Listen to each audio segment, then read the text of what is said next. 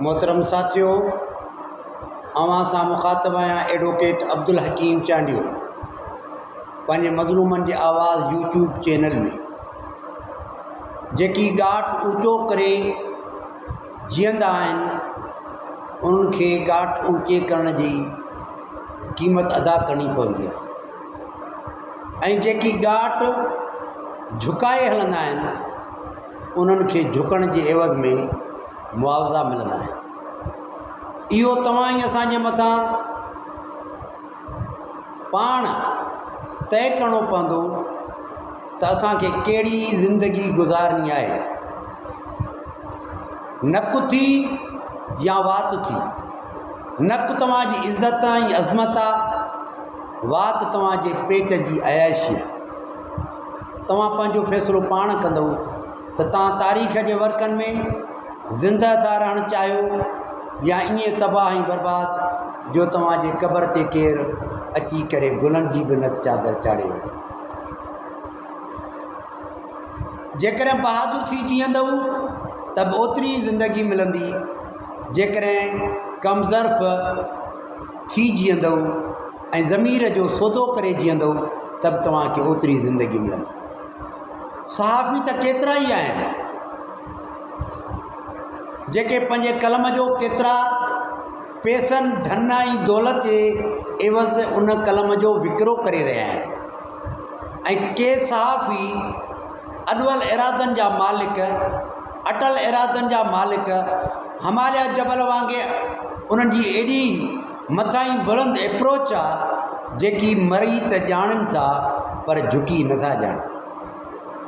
नसुल्ला गॾाणी बि तव्हां ई असांजे अॻियां हिकु ज़िंदा मिसाल आहे। उन जी जुरत ऐं बहादुरी ऐं वक़्त जे लुटेरनि खे जंहिं अंदाज़ में उन ललकारियो, वक़्त जे सरदारनि, पीरनि, मीरनि, जागीरदारनि, भोतारनि, ॼामनि, रेसनि ऐं उन्हनि ताक़तवर माण्हुनि खे जहिड़ी तरह हुन ललकारियो, हुन सम्झो त ज़िंदगी मौत मुंहिंजो जेको आहे उहो तय थियल आहे, त पोइ हितां जे उन लुटेरनि जे साम्हूं झुकी छो जीअं। ऐं तव्हां ॾिसो त जेके नसुल्ला गॾाणी जे नाले खां बि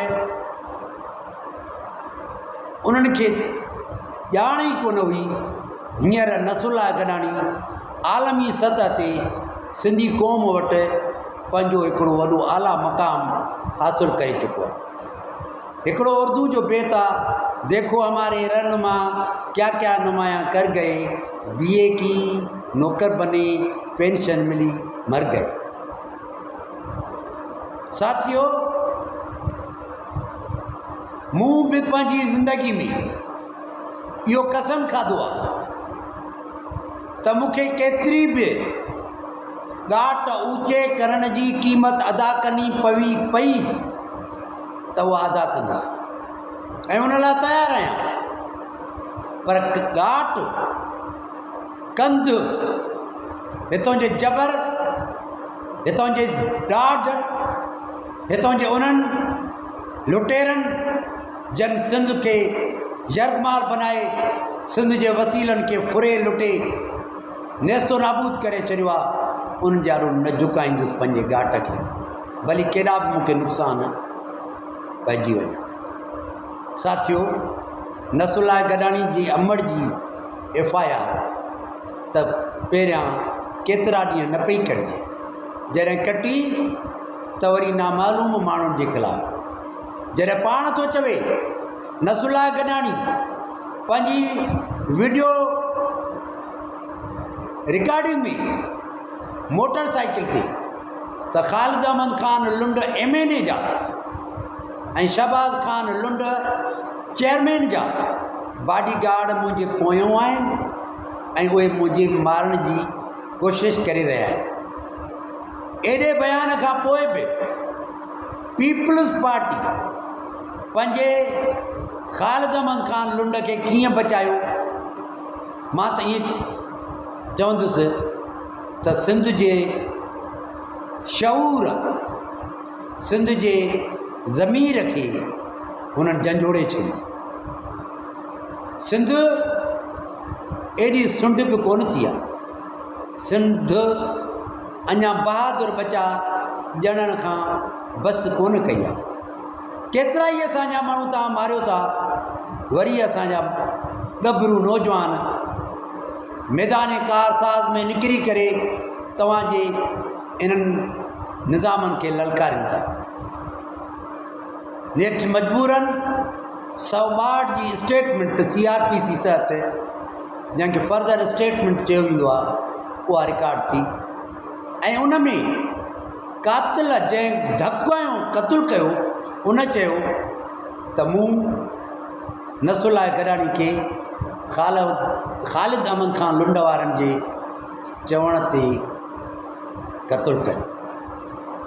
ऐं उहो स्टेटमेंट रिकॉर्ड थी वियो 162 CRPC फर्दर स्टेटमेंट। उन खां पोइ जॾहिं ख़ालिद अहमद ख़ान लुंड वारा नसरुल्लाह गडानी शहीद जी FIR में नॉमिनेट थी विया त हू प्रोटेक्टिव बेल उबूरी ज़मानत जे लाइ जॾहिं high court principal seat Karachi में पहुता त उते तव्हां सिंध जे शऊर खे ॾिठो त हुननि जो कीअं ढेरा थियो। ऐं उते हुननि जे ख़िलाफ़ु जेकी फलक शिगाफ़ नारा लॻा, उन्हनि पंहिंजी किरदार जी जेका अदायगी कई, उन ते सिंध खे नाज़ आहे। हींअर ताईं जॉइंट इन्वेस्टिगेशन टीम कोन थी जुड़े। सिंध सरकार जानबदार ऐं हिन वॾे साने खे बि फॉर्मल थी वठे, मामूली थी वठे। 2005 में जॾहिं परवेज़ मुशर्रफ हर हिकु ज़िलो हिकु जागीर करे हिकु सरदार जागीरदार खे ॾिनो हुयो त घोटकी बि लुंडन खे ॾेई छॾियो हुई ऐं ॿिया ज़िला केतिरनि माण्हुनि जे हवाले करे छॾिया हुई, जेके पंहिंजे वक़्त जी तागूती क़ुवतुनि खे बरूएकार आणींदे हितां जे माज़ूम बेबाक बहादुर ऐं जुरत माण्हुनि जे ज़िंदगियुनि जो ॾीओ उजाइण जे लाइ ईअं निकिरी पिया आहिनि जीअं अरब सिंध में ईंदा आहिनि तलो तितर ऐं हरण जो शिकार करण लाइ, तीअं पीपल्स पार्टी जा ही वहशतनाक दरिंदा सिफ़त जागीरदार सरदार भोतार सिंधी क़ौम जे जियापे खे खसण जे लाइ निकिरी पिया आहिनि। हीउ मामूली वाक़ियो कोन्हे। नसरुल्लाह गडानी जो वाक़ियो इहो मामूली वाक़ियो कोन्हे। सिंध सरकार खां मुतालबो थो करियां हिकु वकील हुअण जे नाते सां जॉइंट इन्वेस्टिगेशन टीम जोड़ियो ऐं मुजरिमनि खे बेनकाब कयो वियो आहे तारीख़ी तौर ते, पर अञा बि उन्हनि खे उन्हनि जो घेराव कयो। ऐं पीपल्स पार्टी अहिड़ा सभु मुजरिम भला छो रुगो पीपल्स पार्टी में आहिनि, इहो सुवालु आहे पीपल्स पार्टी जे चेयरमैन खां।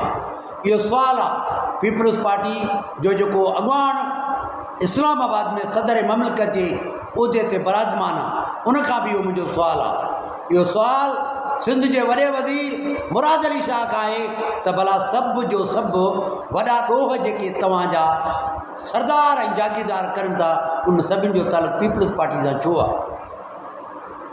सिंधी क़ौम घाट ऊचो करण ते फ़ख़ुरु थी महसूसु करे। नसरुल्लाह गडानी असां सभिनी माण्हुनि जी अज़मत ऐं इज़त जी निशानी हुयो। उन जे लाइ असांखे बि लड़णो आहे, विढ़णो आहे। अचो त उन जे फ़िक्र खे, उन जे नज़रे खे ऐं उन जे कलम खे अहिड़ी तरह सगारो बनायूं ऐं हितां जे सहाफ़ियुनि खे, कलमदड़ियुनि खे, मीडिया जे माण्हुनि खे, एंकर्स खे मुंहिंजो अर्ज़ु आहे त बहादुर थियो जान मोहम्मद महर वांगुरु बहादुर थियो, नसरुल्लाह गडानी वांगुरु बहादुर थियो, अरशद शरीफ़ वांगुरु तारीख़ तव्हां ते नाज़ करे। ईअं न थिए त पैसनि ठाहिण जी मशीन बणिजी वञो नौकरियुनि वठण जे लाइ, छो त नौकरी वठंदव त हमेशह झुकंदव ऐं पंहिंजो नकु जेको आहे उहो तव्हां हेठि कंदव ऐं वात जेको आहे मथे कंदव। नकु अलाह तबारक ताला मथे रखियो आहे ऐं वात हेठि रखियो अथई। नकु इज़त आहे, नकु अज़मत आहे ऐं वात जेको आहे उहा हवस आहे, हिर्स आहे। जेतिरो बि खाओ पर तव्हांजो पेट न भरबो। इज़त खे अहमियत ॾियो, विढ़ण खे अहमियत ॾियो। मूं विढ़ण खे तरजीह ॾिनी आहे जिए इनकलाब, जिए मज़लूम अवाम। महिरबानी साथी।